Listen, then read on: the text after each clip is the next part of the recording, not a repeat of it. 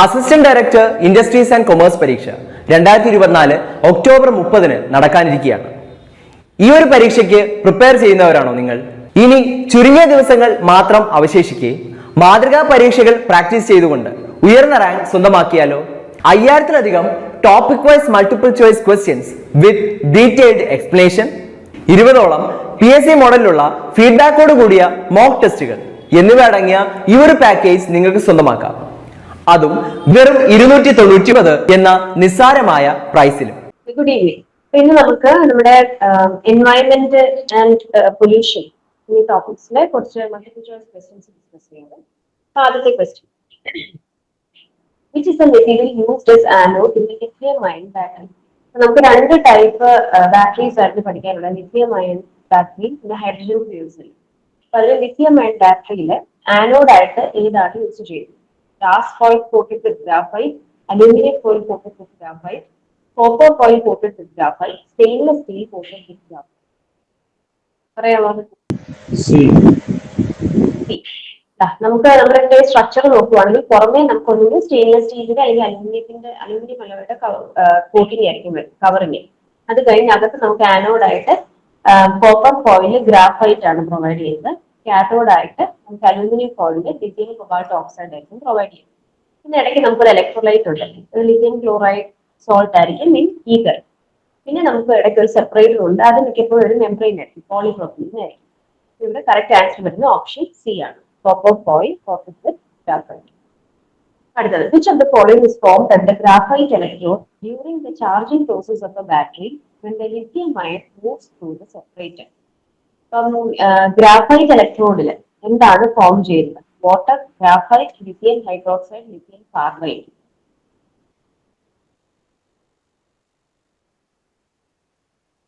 Graphite electrode എന്ന് പറയുമ്പോൾ ആനോഡില്. ആനോഡിലോട്ട് ലിഥിയം നമുക്ക് ചാർജിങ് പ്രോസസ്സിൽ മൂവ് ചെയ്യുമ്പോൾ, സെപ്പറേറ്ററിൽ കൂടെ ലിഥിയം അയൺ മൂവ് ചെയ്യുമ്പോൾ ഈ lithium deposited at the graphite electrode. അത് കമ്പൈൻ ചെയ്യാൻ നമുക്ക് ലിഥിയം കാർബൈഡ് ആണ് ഫോം ചെയ്യുന്നത്.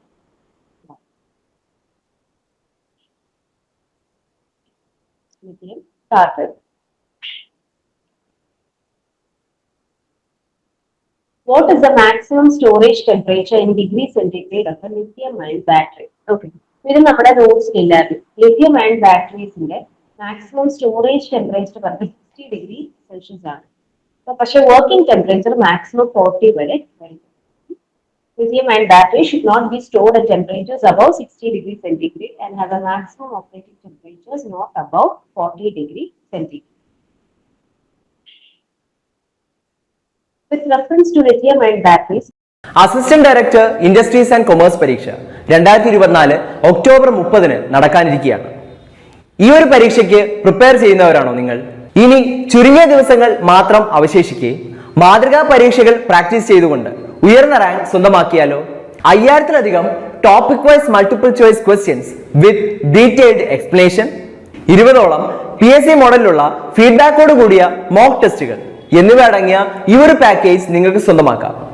അതും വെറും 299 എന്ന നിസ്സാരമായ പ്രൈസിലും. Consider the following statements. A lithium ion battery is a type of non-rechargeable battery, lightweight and has high energy density, can be used to power electric vehicles in the automobile industry. Which of the statements given above is or are correct? ഏതായിരിക്കും correct ആയിട്ട് വരുന്നത്? നമുക്ക് ആദ്യത്തെ statement എന്തെങ്കിലും തെറ്റാണ്, കാരണം lithium ion battery ഒരു rechargeable type ബാറ്ററിയാണ്. ബാക്കി രണ്ട് ഓപ്ഷൻസും കറക്റ്റ് ആണ്. സോ ഓപ്ഷൻ കറക്റ്റ് ആയിട്ട് വരാൻ പോകുന്നത് ബി ആയിരിക്കും, 2 and 3. How does electrolysis produce hydrogen? By running electricity to combine hydrogen and water, separating water into hydrogen and oxygen and generating electricity, passing electricity into water to separate it into hydrogen and oxygen, passing electricity into water to evaporate it into hydrogen. This is electrolysis ചെയ്യുന്നത്. C. Yeah. By passing electricity to separate water into hydrogen and oxygen.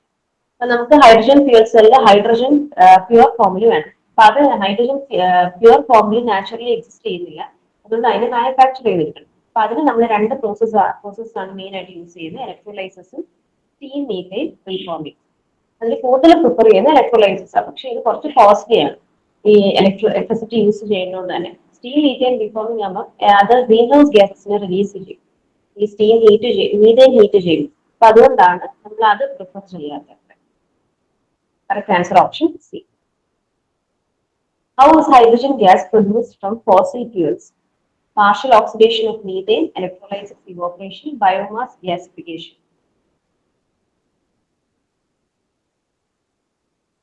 ഇപ്പൊ പറഞ്ഞു നമ്മൾ hydrogen gas produce ചെയ്യാൻ electrolysis കഴിഞ്ഞ് മറ്റേ method methane heat ചെയ്യുക എന്നതാണ്. Correct answer വരുന്നത് ഓപ്ഷൻ എ ആണ്, പാർഷ്യൽ ഓക്സിഡേഷൻ ഓഫ് മീഥേൻ. മീഥേനെ സ്റ്റീം യൂസ് ചെയ്ത് ഹീറ്റ് ചെയ്യും. What does hydrogen fuel cell release? Water, steam, greenhouse gas, methane.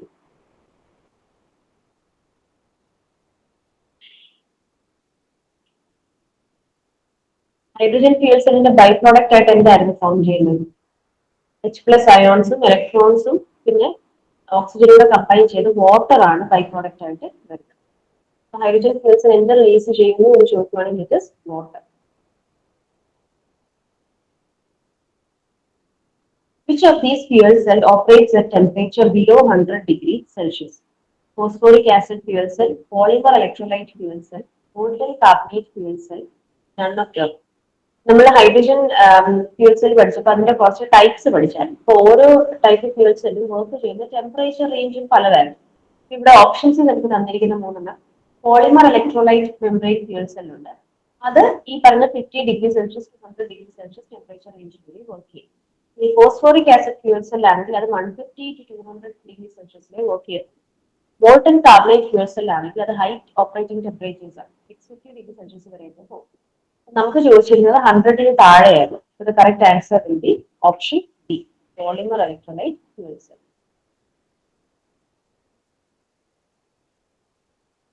Which of the following avoids the direct contact of the positive and negative plate in lithium-ion battery? Electrolyte, separator, load, rectifier.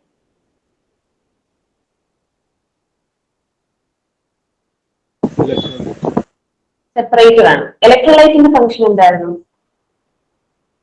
ഇലക്ട്രോലൈറ്റിന്റെ function എന്ന് പറയുന്നത് അതിൽ കൂടെ ഇലക്ട്രോൺസിന്റെ മൂവ്മെന്റിനെ തടയുക എന്നതാണ്. Lithium അയോൺസിന്റെ movement മാത്രം അതിൽ കൂടെ നടത്തുക എന്നതാണ് ഇലക്ട്രോലൈറ്റിന്റെ ഫംഗ്ഷൻ. ഈ പോസിറ്റീവ് ആൻഡ് നെഗറ്റീവ് പ്ലേറ്റ്സ് അത് ടച്ച് ചെയ്യാതെ നോക്കുന്നത് സെപ്പറേറ്റർ ആണ്. What is the major drawback of steam methane reforming technique to produce hydrogen? Capital intensive, release greenhouse gas into the atmosphere, niche technology, poor efficiency.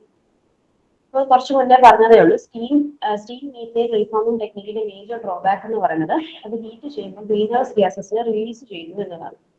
Correct answer will be option B. The steam methane reforming technique is the current leading technology to produce hydrogen. However, the main drawback is that it releases greenhouse gases, carbon dioxide and carbon monoxide into the atmosphere. Which is the electrolyte used in lithium-ion battery? Lead dioxide, polymer, sulfur dioxide, cobalt.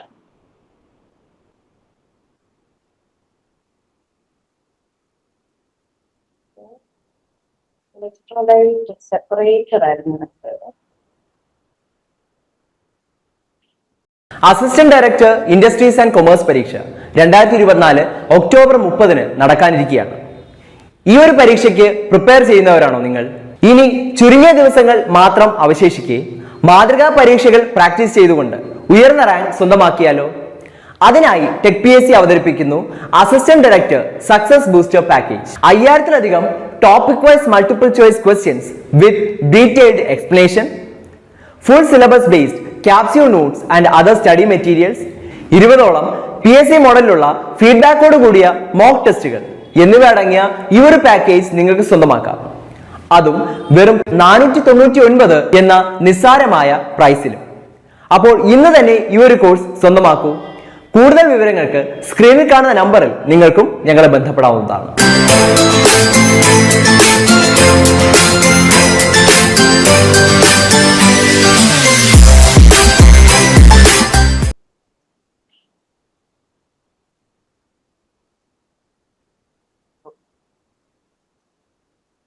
Separator എന്ന് വരെ നമ്മൾ use ചെയ്യുന്നത് പോളിപ്രൊപ്പീൻ അല്ലേ, ഈ polymer ആയിരിക്കും നമ്മൾ മിക്കപ്പോഴും lithium ion ബാറ്ററീസിൽ separator ആയിട്ട് യൂസ് ചെയ്യും.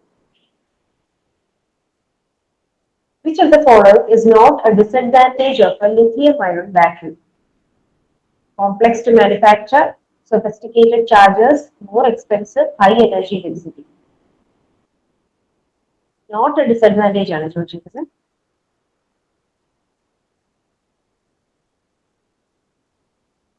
Complex to manufacture. എന്തോ ഒന്നുകൂടി പറയാൻ കേട്ടില്ല. A ആണോ? എ ഒരു ഡിസഡ്വാൻറ്റേജ് അല്ലേ, നോട്ട് എ ഡിസഡ്വാൻറ്റേജ് എന്നാണ് ചോദിച്ചിരിക്കുന്നത്. ഡി അല്ലേ? സൊഫിസ്റ്റിക്കേറ്റഡ് ചാർജസ് അത് ഒരു ഡിസഡ്വാൻറ്റേജ് ആണ്, നോട്ട് എ ഡിസഡ്വാൻറ്റേജ് ആണ് ചോദിച്ചിരിക്കുന്നത്. ഹൈ എനർജി ഡെൻസിറ്റി വരുന്നത് ഡിസഡ്വാൻറ്റേജ്. ഹൈ എനർജി ഡെൻസിറ്റി എന്ന് പറയുന്ന ഒരു അഡ്വാൻറ്റേജ് ആണ്. അപ്പൊ അത് കറക്റ്റ് ആയിട്ട് വരും. നോട്ട് എ ഡിസഡ്വാൻറ്റേജ് എന്നാണ് ചോദിച്ചിരിക്കുന്നത്. ബാക്കി തന്നിരിക്കുന്ന എല്ലാ ഡിസഡ്വാൻറ്റേജസ് കോംപ്ലക്സ് ടു മാനുഫാക്ചർ ആണ്, സൊഫിസ്റ്റിക്കേറ്റഡ് ചാർജസ് ആണ്, എക്സ്പെൻസീവ് ആണ്. ഡിസഡ്വാൻറ്റേജ് അല്ലാതെ വരുന്നത് ഈ ഹൈ എനർജി ഡെൻസിറ്റി, അതൊരു അഡ്വാൻറ്റേജ് ആണ്. Option D. The disadvantage of a lithium-ion battery are it is more expensive since it is more complex to manufacture. These require sophisticated charger to carefully monitor the charging process, which makes it more complex. Whereas high energy density is the advantage of the lithium-ion battery. Okay. ഇനി നമുക്ക് nuclear എനർജിയുടെ കുറച്ച് questions നോക്കാം. Which uranium isotope is used in nuclear power plants?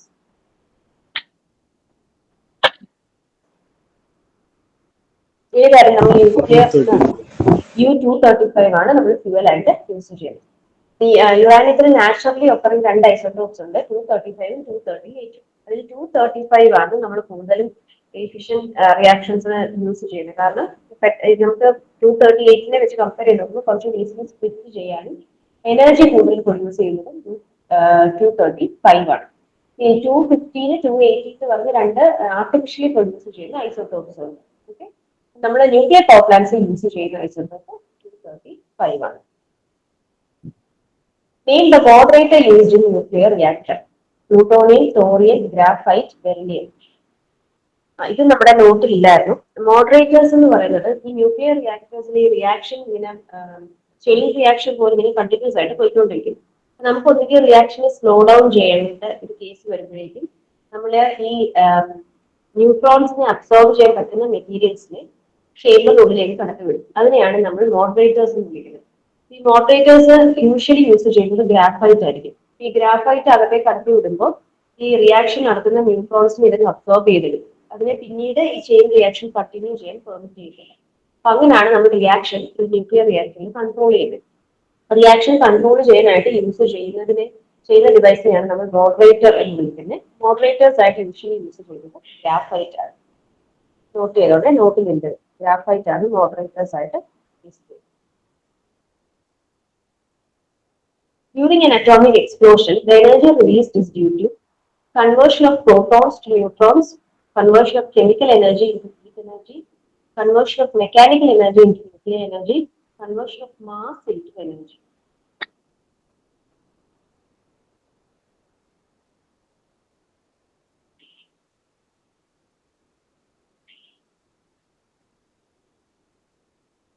The conversion of mass into energy ആണ്.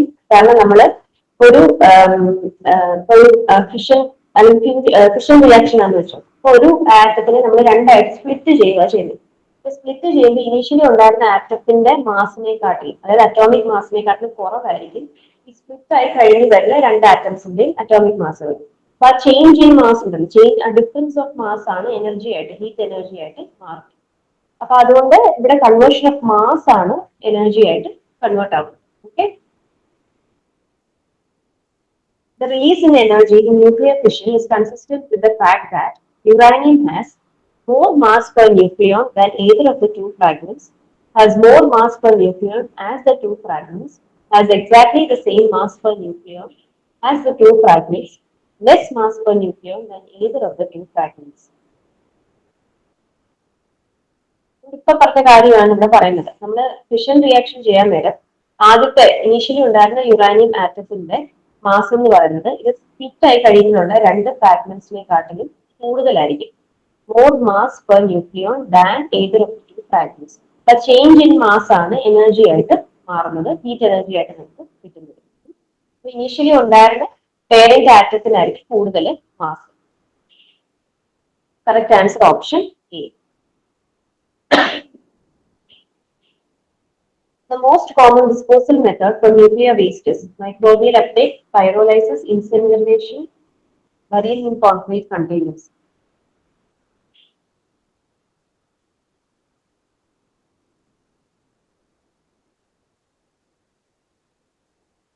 നമ്മൾ ബറിയല്ല ചെയ്യുന്നത്. Nuclear waste നമ്മൾ microbial uptake എന്ന് വെച്ചാൽ മൈക്രോബ്സിനെ യൂസ് ചെയ്ത് അതിനെ ഡൈജസ്റ്റ് ചെയ്യുക എന്നതാണ്.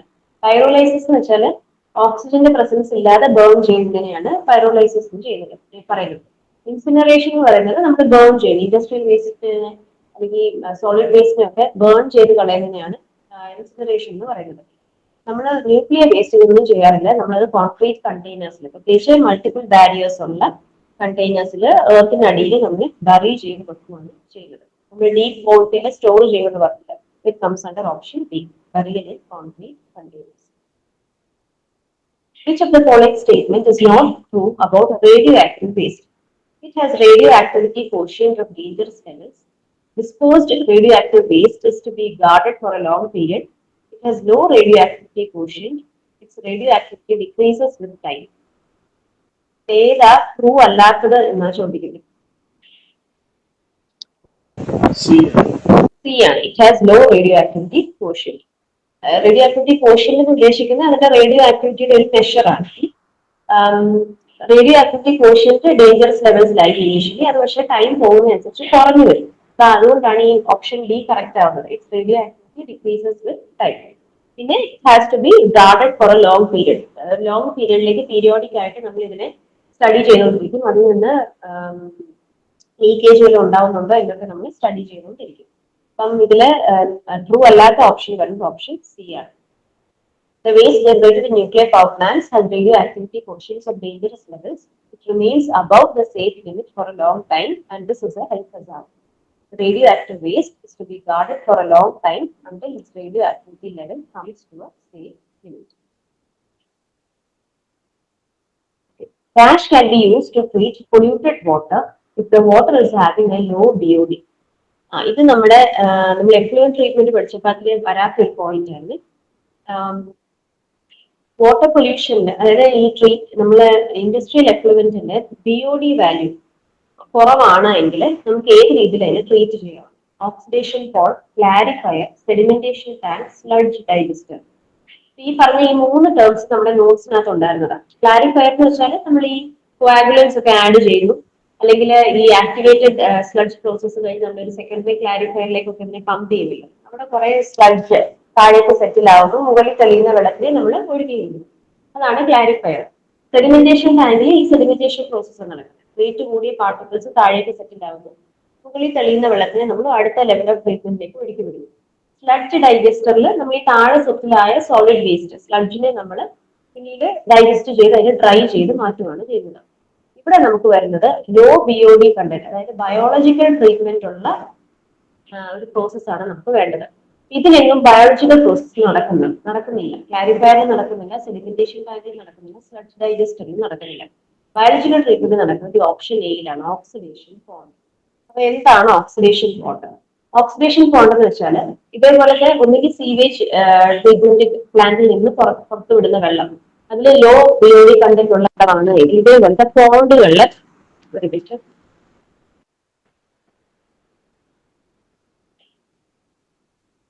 ഇതേപോലത്തെ പോണ്ടുകളില് ഇത് വെള്ളം കെട്ടി നിർത്തും.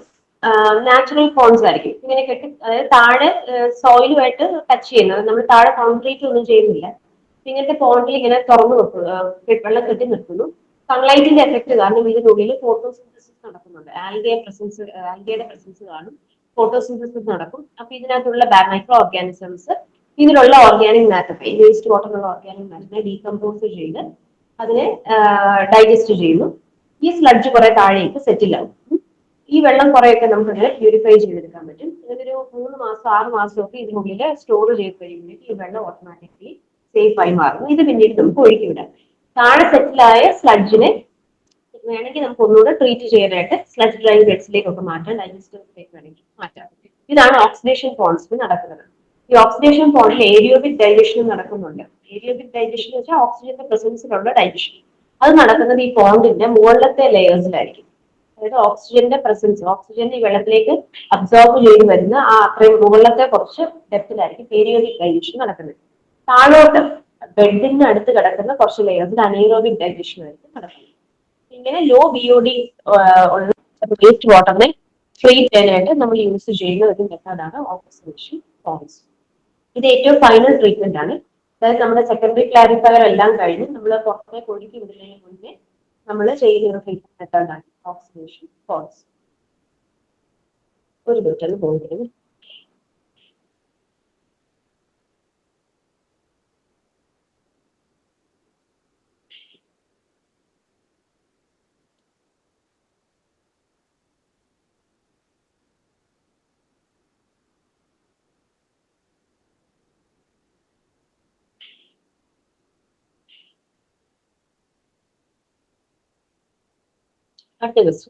Pore screens are used to remove floating materials like rags, paper, wood from sewage, used to remove organic materials from sewage, used to remove carbon dioxide and ammonia from sewage, used to remove odor from sewage. Pore screen നമ്മൾ എന്ത് remove ചെയ്യാനാണ് use ചെയ്യുന്നത്? നമ്മള് വലിപ്പമുള്ള particles, floating particles, ഇലകള്, അതേപോലെ പേപ്പറിന്റെ pieces, rags, അങ്ങനെ എന്തെങ്കിലും ഇത് റിമൂവ് ചെയ്യാനാണ് പോർ സ്ക്രീൻസ് യൂസ് ചെയ്യുന്നത്. ഓർഗാനിക് മാറ്ററിനെ, അതേപോലെ കാർബൺ ഡയോക്സൈഡ് ഗ്യാസസിനെ റിമൂവ് ചെയ്യാൻ നമ്മൾ ബയോളജിക്കൽ മെത്തേഡ്സ് ആണ് യൂസ് ചെയ്യുന്നത്. അതായത് സെക്കൻഡറി ട്രീറ്റ്മെന്റ് മെത്തേഡിൽ വരുന്നത്. Which of the following is correct with respect to an equalization tank? The equalization tanks are provided to balance fluctuating flows. Equalization tanks are provided to balance fluctuating concentrations. Equalization tanks are provided to assess self-neutralization and to even out the effect of a periodic slug discharge from a batch process. All of them above.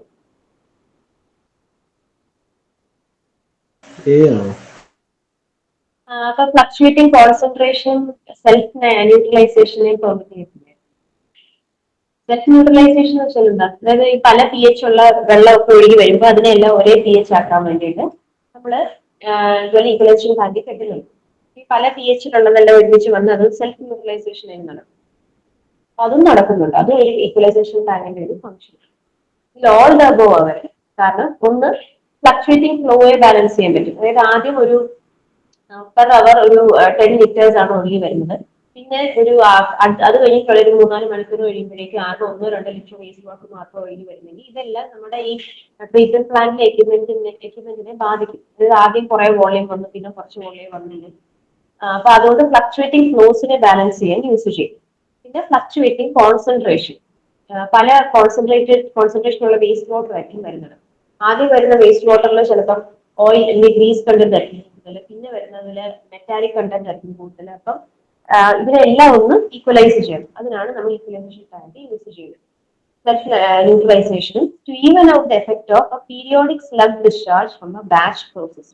Periodic slug discharge ഉദ്ദേശിക്കുന്ന from a batch process ഉദ്ദേശിക്കുന്നത് batch ആയിട്ട് പുറത്തേക്ക് വിടുന്ന മെത്തേഡാണ്. അതിൽ periodic slug discharge ഉദ്ദേശിക്കുന്നത് periodic ആയിട്ട് പല കോൺസെൻട്രേഷനിലുള്ള വേസ്റ്റ് വാട്ടറിനെ ഒഴുക്കി വിടുക എന്നതാണ്. ഇതെല്ലാം ന്യൂട്രലൈസ് ചെയ്യാനായിട്ട് എല്ലാത്തിനെയും ഒരേപോലെ ഒരു യൂണിഫോം റേറ്റിലേക്ക് മാറ്റാൻ വേണ്ടിയിട്ടാണ് നമ്മൾ ഈക്വലൈസേഷൻ ടാങ്ക്സ് യൂസ് ചെയ്യുന്നത്. ഒരു വലിയ ടാങ്കിൽ ഈ വെള്ളമെല്ലാം നമ്മൾ കുറച്ചു നേരം 8 മണിക്കൂറോളം കെട്ടി നിർത്തി എല്ലാം ഒന്ന് യൂണിഫോം ആക്കിയതിനു ശേഷമാണ് നമ്മൾ ഈ ടാങ്കിലുള്ള വെള്ളത്തിന്റെ ട്രീറ്റ്മെന്റ് തുടങ്ങുന്നത്. All the above very. Polyaluminium chloride is used as a dash in water treatment plants. ഇത് നമ്മുടെ നോട്ടിൽ ഇല്ലായിരുന്നു. പോളിഅലൂമിനിയം ക്ലോറൈഡ് നമ്മുടെ ഒരു കോയാഗുലന്റ് ആയിട്ടാണ് യൂസ് ചെയ്യുന്നത്. നമ്മൾ കോയാഗുലൻസിന്റെ പേര് ഡിസ്കസ് ചെയ്തപ്പോൾ ആലത്തിന്റെ ഒക്കെ പേര് മാത്രമേ കൂടുതലും പറഞ്ഞിട്ടുള്ളൂ. ഈ പോളിഅലൂമിനിയം ക്ലോറൈഡ് നമ്മൾ കോയാഗുലന്റ് ആയിട്ട് യൂസ് ചെയ്യാം. പേര് നോക്കുന്നു. Match the following and choose the correct answer. Skimming tanks ഉണ്ട്, ഫ്ലോക്കുലേഷൻ ടാങ്ക് ഉണ്ട്, ഫ്ലോക്കുലേഷൻ ഉണ്ട്, കെമിക്കൽ precipitation ഉണ്ട്, പ്രീ എയറേഷൻ ഉണ്ട്.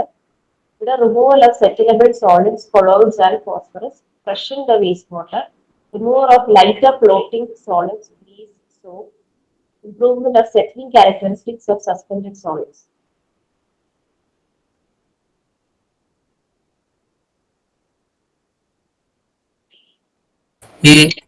A. സ്കിമ്മിംഗ് എന്ന് വെച്ചാൽ ഈ വെള്ളത്തിന്റെ മുകളിൽ വരുന്ന ഗ്രീസ്, ഓയില്, അതുപോലെ ഫ്ലോട്ട് ചെയ്യുന്ന വേസ്റ്റ് പാർട്ടിക്കിൾസ് എല്ലാം റിമൂവ് ചെയ്യുന്ന പ്രോസസ്സിനെയാണ് നമ്മൾ അത് റിമൂവ് ചെയ്യുന്ന ടാങ്കിനെയാണ് സ്കിമ്മിംഗ് ടാങ്ക് എന്ന് വിളിക്കുന്നത്. അപ്പം അതിന് വേണ്ടിയിട്ട് നമ്മൾ ഈ വേസ്റ്റ് വാട്ടറിന്റെ മുകളിൽ കൂടെ വേണേൽ ക്ലോറിൻ ഗ്യാസ് ഒക്കെ പാസ് ചെയ്യിപ്പിക്കാം. ഈ ചില ഗ്യാസസ് ഒക്കെ പാസ് ചെയ്യിപ്പിക്കുമ്പോൾ അത് ഈ ഓയിലുമായിട്ട് കമ്പൈൻ ചെയ്ത് ഇത് മുകളിൽ പാട പോലെ കെട്ടി പാട പോലെ കിടക്കും. അത് പിന്നീട് നമുക്ക് പെട്ടെന്ന് കോരി മാറ്റാൻ പറ്റും. അപ്പൊ അതാണ് ഈ സ്കിമ്മിംഗ് ടാങ്കിൽ നടക്കുന്നത്. അപ്പൊ സ്കിമ്മിങ്ങിന് വരുന്നത് removal of lighter, floating solid, grease, soap etcetera. പിന്നെ വരുന്ന ഫ്ലോക്കുലേഷൻ. അപ്പൊ ഫ്ലോക്കുലേഷൻ എന്തുവായിരുന്നു? നമ്മൾ കോയാഗുലേഷൻ, ഫ്ലോക്കുലേഷൻ ഒക്കെ പറയുമ്പോൾ ഈ കെമിക്കൽസ് ഒക്കെ ആഡ് ചെയ്ത് അതിലെ സസ്പെൻഡഡ് ആയി കിടക്കുന്ന അല്ലെങ്കിൽ കൊളോയിഡൽ മാറ്ററിനെയൊക്കെ ഒരുമിച്ച് നമ്മള് സെറ്റിൽ ചെയ്യിപ്പിക്കാൻ നോക്കുന്ന പ്രോസസ്സാണ് ഈ ഫ്ലോക്കുലേഷൻ എന്ന് പറയുന്നത്. അതാണ് removal of സെറ്റിലബിൾ solids, colloids and phosphorus. ഇതെല്ലാം ഫ്ലോക്കുലേഷൻ വരും. അല്ല, ഇവിടെ ഇംപ്രൂവ്മെന്റ് ഓഫ് സെറ്റിലിംഗ് ക്യാരക്ടറിസ്റ്റിക്സ് ഇതുണ്ട്. ഫ്ലോക്കുലേഷൻ ഒക്കെ നമുക്ക് നോക്കാം. സെറ്റിലബിൾ സോളിഡ്സ്, കൊളോയിഡ്സ് ആൻഡ് ഫോസ്ഫറസ് വരുന്നുണ്ട് അല്ലെ. ഫോസ്ഫറസ് വരുന്നത് കെമിക്കൽ പ്രസിപ്പിറ്റേഷൻ ആയിരിക്കും. ഫോസ്ഫറസ് നമുക്ക് സാധാരണ കൊളോയിഡ്സ് അല്ലെങ്കിൽ കോയാഗുലൻസ് ആഡ് ചെയ്ത് സെറ്റിൽ ചെയ്യിപ്പിക്കേണ്ട. കെമിക്കൽ പ്രസിപ്പിറ്റേഷൻ വഴി ഫോസ്ഫറസിനെ റിമൂവ് ചെയ്യാൻ പറ്റുന്നത്.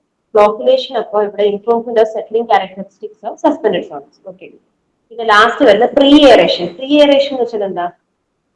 നമ്മള് ഓക്സിജൻ സപ്ലൈ ചെയ്യും വാട്ടറിലേക്ക്. അതിനെ എയറേഷൻ എന്ന് വിളിക്കും. നമ്മള് ഈ ആക്ടിവേറ്റഡ് സ്ലഡ്ജ് ട്രീറ്റ്മെന്റ് എന്നൊക്കെ പറയത്തില്ലേ, അപ്പൊ അത് ചെയ്യുന്നതിന് മുന്നേ ചില ട്രീറ്റ്മെന്റ് പ്ലാന്റ്സിൽ ആ സ്റ്റേജിന് മുന്നേ ഈ ടാങ്കിലേക്ക് ഓക്സിജൻ സപ്ലൈ ചെയ്യുന്നതിനെയാണ് പ്രീ എയറേഷൻ എന്ന് വിളിക്കുന്നത്.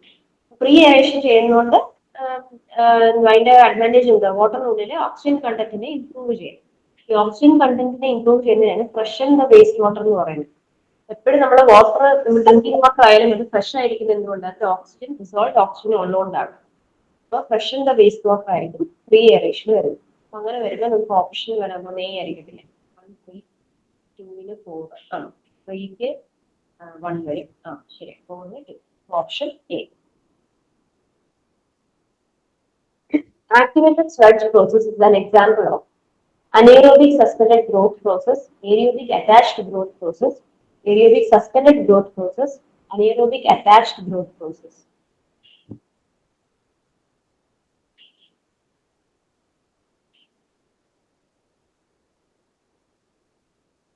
ഏരിയോബിക് പ്രോസസ് ആണ് നമുക്കറിയാം. കാരണം എന്താ? ആക്ടിവേറ്റഡ് സ്ലഡ്ജ് പ്രോസസ്സിൽ നമ്മൾ എയർ പറഞ്ഞില്ല, പ്രീ എയറേഷൻ ഒക്കെ പറഞ്ഞില്ലേ, എയർ ഓക്സിജൻ നമ്മൾ സപ്ലൈ ചെയ്യുന്നുണ്ട്. അപ്പൊ ഏരിയോബിക് പ്രോസസ് ആയിരിക്കും. ഇനി ഡൗട്ട് വരുന്നത് അറ്റാച്ച്ഡ് ആണോ സസ്പെൻഡഡ് ആണോ? നമ്മൾ ഈ അറ്റാച്ച്ഡ് ഗ്രോത്ത് പ്രോസസ് എന്ന് പറയുന്നത് ഏതെങ്കിലും ഒരു ഫിൽറ്റർ മീഡിയയിലും ഈ മൈക്രോ ഓർഗാനിസംസ് ഈ ഫിൽറ്റർ മീഡിയയിൽ നിന്ന് തന്നെ ഗ്രോ ചെയ്യുകയും ഈ അതിൽ ഒഴുകി പോകുന്ന വാട്ടറിനെ ഡീകമ്പോസ് ചെയ്യുകയും ചെയ്യുമ്പോഴാണ് അതിന് അറ്റാച്ച്ഡ് ഗ്രോത്ത് പ്രോസസ് എന്ന് പറയുന്നത്. നമ്മൾ പഠിച്ച ട്രിപ്പിയൻ ഫിൽറ്റർ ഒക്കെ നമ്മൾ പഠിച്ചിട്ടുണ്ട്. അപ്പൊ അത് തന്നെ അറ്റാച്ച്ഡ് ഗ്രോത്ത് പ്രോസസ് ആണ്. കാരണം അതില് ഈ പല ലെയർ ഫിൽറ്റർ മീഡിയ ഉണ്ട്. അതായത് സോയിൽ പാർട്ടിക്കിൾസ് ഒക്കെ ആയിരിക്കും. അപ്പൊ ഈ പാർട്ടിക്കിൾസിന്റെ ഇടയ്ക്കൊക്കെ ബാക്ടീരിയൽ കോളനീസ് വളരുന്നുണ്ട്. സോയിൽ ലെയേഴ്സിന്റെ ഇടയ്ക്ക് ബാക്ടീരിയൽ കോളനീസ് ഉണ്ട്. അപ്പൊ അതിൽ കൂടെ ഒഴുകി പോകുന്ന വെള്ളത്തിനെ ഇത് ഡൈജസ്റ്റ് ചെയ്യും. അതാണ് അറ്റാച്ച്ഡ് ഗ്രോത്ത് പ്രോസസ്. നമുക്ക് ഏരിയോബിക് സ്ലഡ്ജ് പ്രോസസ്സിൽ സസ്പെൻഡഡ് ഗ്രോത്ത് പ്രോസസ് ആണ്. അതായത് ടാങ്കിനുള്ളിലെ വെള്ളത്തിനുള്ളില് ഈ ഓർഗാനിക് മാറ്റർ ആണ് കിടക്കുന്നത്. അപ്പൊ അതിനുള്ള ബാക്ടീരിയൽ കോളനീസ് സസ്പെൻഡ് ആയിട്ട് കിടക്കുന്നതാണ് ഈ ഡൈജസ്റ്റ്. ഏരിയോബിക് ഇപ്പൊ ടാങ്കിന്റെ ഫിഗർ കാണിച്ചപ്പോൾ ഇങ്ങനെ തന്നെയായിരുന്നു കാണിച്ചത്. അതായത് ഇതിനുള്ളിൽ സസ്പെൻഡഡ് ആയിട്ടാണ് കിടക്കുന്നത്, താഴേക്ക് സെറ്റ് ആകുന്നില്ല. അതുകൊണ്ട് നമുക്ക് അറ്റാച്ച്ഡ് ഗ്രോത്ത് പ്രോസസ് എന്ന് പറയാൻ പറ്റും. സസ്പെൻഡഡ് ആണ് ഏരിയോബിക് suspended growth process. What is the permitted case of treated industrial effluent water bodies used? 7.5, 48, 5.9, 9.